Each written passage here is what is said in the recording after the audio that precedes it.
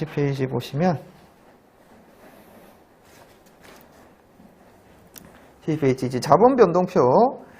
자본 변동표는 뭐 자본의 크기와 변동에 관한 정보를 제공하는 재무 보고서다 돼 있고, 뭐 거기서는 이제 크게 중요한 내용은 아닌데 71페이지 자본 변동표의 양식 있죠?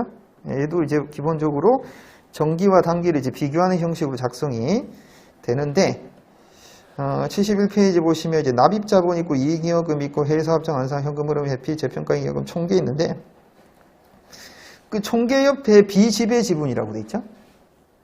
그 다음에 총자본이라고 돼 있잖아요. 총계와 비지배 지분을 합친 금액이 총자본일 거예요. 계산해 보시면. 네. 그럼 왜 이렇게 구분하느냐? 그 총계까지는 지배 지분, 즉 우리가 연결 재무제표 작성을 근간으로 하기 때문에 연결된 기업이 결국 이제 지배 기업이 되는 거니까 그 지배 기업과 관련된 것들을 이제 총계로 표시하고, 그 예를 들면 지배 기업이 지분을 100% 다 가지지는 않을 테니까 예를 들면 뭐 80%를 가졌다, 뭐 90%를 가졌다, 그럼 나머지 지분을 가지고 있는 주주도 있을 거 아니에요. 그 사람이 몫을 따로 계산하는 거야. 그렇게 해가지고 합쳐가지고 총 자본에 해당되는 금액을 계산하는데, 뭐 숫자가 왜 이렇게 나왔는지 생각하실 필요는 없지만 기본적으로 이게 각각 무슨 뜻이구나 개념 정도만 좀 이해를 하시면 될 것 같습니다. 네, 다음 페이지 72페이지 현금 흐름표. 현금 흐름표는 24장에서 자세하게 또 설명을 드릴 테니까요. 일단 뭐 구분이 되는 거 그 정도만 생각을 하시면 되겠고, 그 다음에 주석 공식. 재무제표를 이해하는 데 필요하거나 추가적인 정보를 기술하는 것이다. 네. 자, 그런 것들은 그냥 참고만 좀 하시면 될 것 같아요. 주석 공식. 보통 이제 문장으로 서술을 하는 것이 일반적이거든요. 아무튼 얘도 재무제표에 포함이 된다. 자, 그럼 뒤에 연습 문제를 같이 좀 보도록 하겠습니다. 연습 문제 보시면요. 자, 1번. 다음 중 재무제표의 작성 기준으로 가장 올바르지 않은 것은? 네, 동그라미 1번은 원칙적으로는 상기하지 않죠. 그 다음 2번. 네. 중요하지 않은 항목은 성격이나 기능이 유사한 항목과 통합하여 표시할 수 있다. 네, 표시해야 한다가 아니라 중요하지 않은 것은 표시 가능합니다. 자, 3번. 재무상태표에 포함된 항목 세부적으로 명시된 기업의 재료에 따라 추가로 또는 이제 삭제하는 것은 허용되지 않는다. 우리가 이제 국제회계 기준이라는 것 자체가 유연성이 있다고 그랬어요. 그렇죠? 원칙 중심의 회계입니다. 세부적으로 명시가 되어 있는 거는 이런 것들이 적어도 이런 것들이 들어가라 이래. 적어도. 응? 적어도. 이것만 들어가라는 뜻이 아니라고. 아시겠습니까? 자, 그렇기 때문에 3번의 표현은 잘못된 것이다. 추가 가능합니다. 그 다음에 4번도 유동성 순서가 맞다고 한다면 유동성 선택을 하겠죠. 자, 그 다음 2번. 포괄손익계산서에 포함될 최소한의 항목으로 가장 올바르지 않은 것은? 답이 뭘까요? 제가 아까 전에 기능별은 뭐가 들어간다고 그랬어요? 얘는 매출원가가 들어간다고 그랬죠? 성격별은 매출원가가 안 들어간다고 그랬어요. 그럼 내가 성격별 분류법에 따라서 작성을 하면 매출원가가 없을 수도 있다는 뜻이잖아요. 그러면 답이 4번을 쓰면 안 되죠. 매출원가는 안 들어갈 수도 있는 거니까. 자, 그럼 3번. 재무상태표에 대한 설명으로 옳지 않은 것은?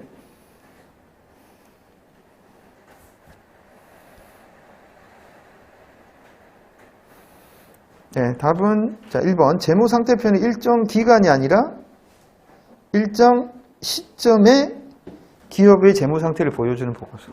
네, 잘못됐죠? 손익계산서 주석. 네, 그 다음에 현금 흐름표는 영업활동, 투자활동, 재무활동 이렇게 세 가지 24장에서 또 공부를 하시게 될 겁니다.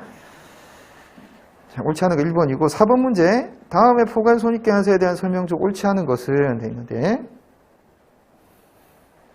한번 찾아보세요.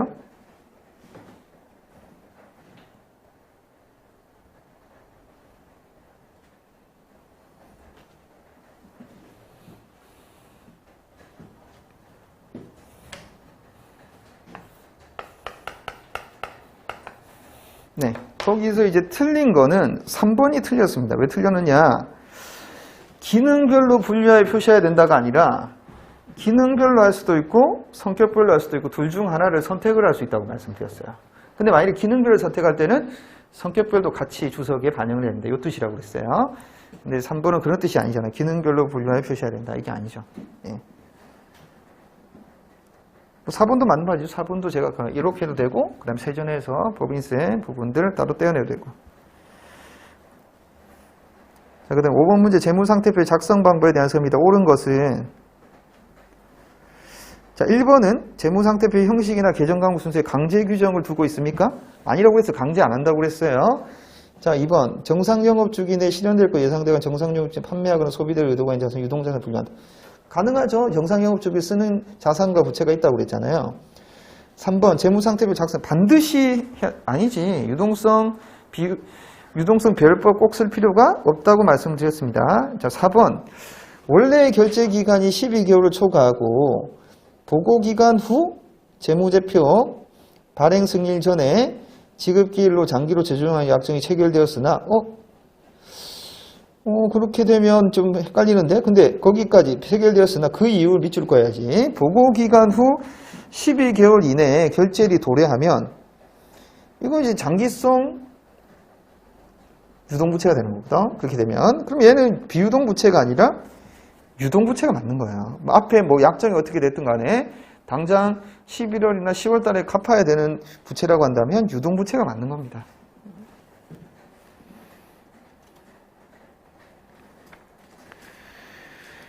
자, 그 다음 6번 문제 보시면 후속적으로 당기손익으로 재분류될 수 있는 거 4가지는 암기를 하셔야 된다고 말씀을 좀 드렸는데 뭔지는 모르겠지만 하나 찍어보세요. 6번에 아까 전에 읽은 쪽에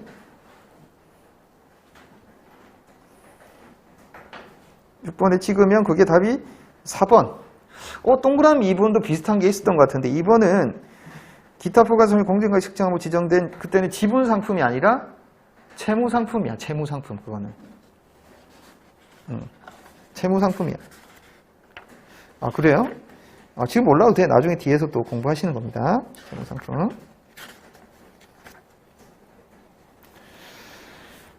자, 그래서 거기 4번이 재분류될 수 있는 거고, 그 다음에 7번 문제, 가장 올바르지 않은 것은?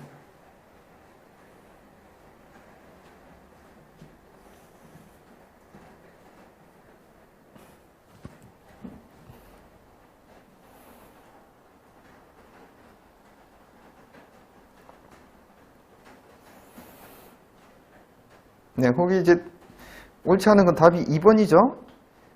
비용을 표시하는데 반드시 기능별로 하라고 그랬나? 성격별, 기능별 중에 선택할 수 있다고 돼 있었는데, 그렇지?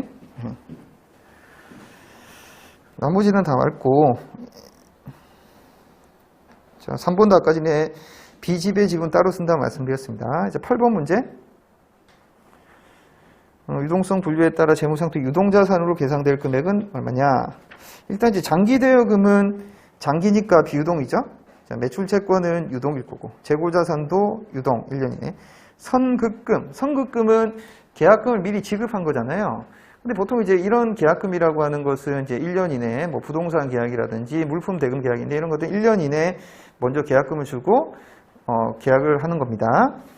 그다음 기계장치는 유형자산이니까 비유동, 개발비는 무형자산이니까 비유동. 그래서 다 합치면 105만 원이 나온다 이렇게 된 거죠. 자, 그 다음에 9번. 다음 중 포괄손익계산서 작성과 관련된 설명으로 가장 올바르지 않은 것은? 네. 자, 1번은, 아까 전에인데, 요거랑 요거 따로 해도 되고, 합쳐가지고 해도 되고. 2번. 단기손익과 기타 포괄손익. 맞네. 두 가지. 3번. 영업이익은 수익에서 매출원가 판매관리비를 해당하는 비용 차감에 산출한 금액이다. 당연히 맞지. 수익이 매출액이니까. 4번 비용을 성격별로 분류하여 손익계산서를 작성하는 기업은 비용의 기능별 배부에 대한 내용을 주석에 추가적으로 공시해야 된다. 아닌데 성격별은 따로 안 해도 되는데 기능별을 쓰면 성격별을 더 주석에 반영을 해 추가를 해야 되는데 그치? 잘못됐네. 거꾸로 됐네. 그쵸? 자, 그래서 3장까지 시간도 우리가 딱 퇴근해도 되는 시간. 근데 딱 1분의 오차도 없네. 야, 이거 진짜 어떻게 이럴 수가 있지? 그렇지? 예. 뭐지? 예. 이거 어떻게 된 거지? 예. 예, 이 책을 가지고 제가 강의를 얼마나 많이 했겠어요. 예, 모든 게 다 계획이 있었습니다. 아무튼 수고하셨고 첫날인데 고생하셨습니다. 저는 이제 다음 주에 또 재무회계 4장부터 또 찾아뵙도록 하겠습니다. 감사합니다. 네.